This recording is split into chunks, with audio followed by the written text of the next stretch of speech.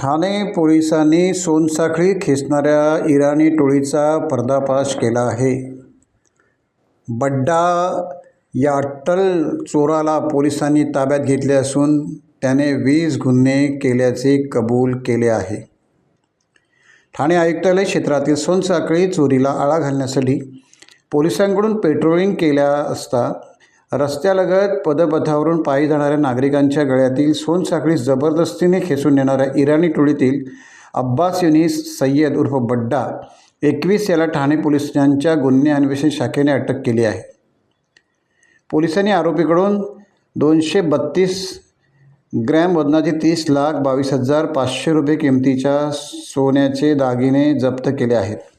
त्यामध्ये चैन मोठ्या संख्येने आहेत.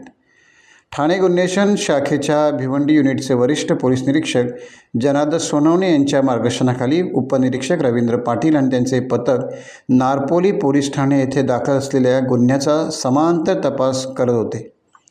त्यावेळी इराणी टोळीतील कल्याण येथील आंबिवली परिसरात राहणाऱ्या अब्बास बड्डा याचे नाव समोर आल्यानंतर पथकाने त्याचा शोध सुरू केला.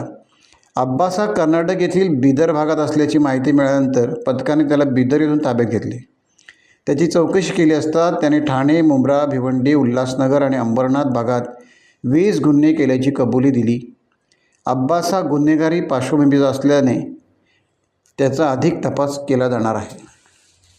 नारपोली पोलीस ठाणे येथे सोनसाखळी चोरी चेन स्नॅचिंगचा गुन्हा दाखल होता. गुन्ह्याचा समांतर तपास गुन्हे शाखा घटक 2चे पोलीस निरीक्षक बी.एस. सोनवणे आणि त्यांची टीम ACP शेखर बागडे यांच्या परीक्षणामध्ये करत होती. त्यामध्ये अब्बास उर्फ बड्डा युनुस सय्यद राहणार आंबिवली कल्याण ठाणे हा आरोपी निष्पन्न झाला. त्याला PSI पाटील गुन्हे शाखा घटक 2 आणि त्यांच्या टीमने बिदर कर्नाटक येथून ताब्यात घेतलं.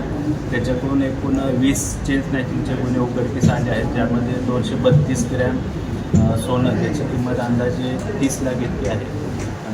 इतकं सोनं जप्त करण्यात आलेलं आहे.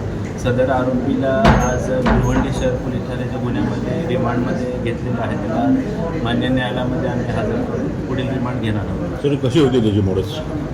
हा आरोपी हा खडकपाडा पोलीस स्टेशन येथे दाखल होता मोक्याचा गुन्हा.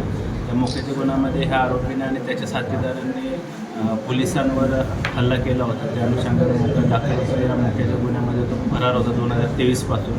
त्यानंतर देखील त्याने ठाणे पोलीस आयुक्तालयाच्या क्षेत्रामध्ये विविध प्रकारचे चेन स्नॅचिंगचे गुन्हे केले होते आणि त्याच्यावर यापूर्वी देखील काही चेन स्नॅचिंगचे देखील गुन्हे दाखल आहेत. अब्बास उर्फ बड्डा युनुस सय्यद याच्यासोबत अजून काही साथीदार असण्याची शक्यता तपासामध्ये निष्पन्न झालेली आहे. त्याचबरोबर त्यानं सोनसाखळी चोरी करून चेन स्नॅचिंगच्या गुन्ह्यामध्ये ते सोनं चोरलेलं आहे. ते कुठल्या ज्वेलर्सला विकलेलं आहे किंवा अजून पण त्याचे साथीदार या गुन्ह्यामध्ये सामील आहेत का, त्या अनुषंगाने गुन्हे शाखा घटक 2चं पथक अधिक तपास करत आहे. टाइम्स डिजिटलला लाईक करा, शेअर करा, सबस्क्राईब करा आणि बेल आयकॉन दाबायला विसरू नका. Times digital.